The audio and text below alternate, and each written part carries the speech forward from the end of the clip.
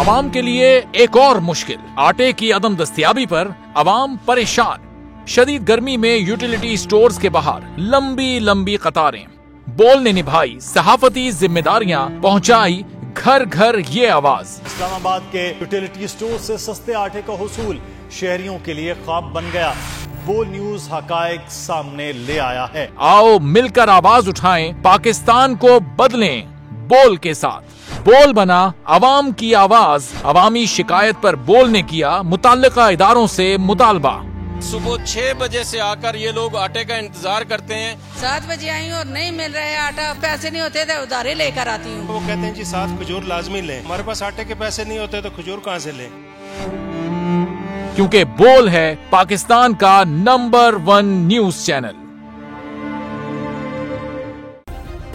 Subscribe करें और bell दबाएं ताकि कोई खबर रह न जाए।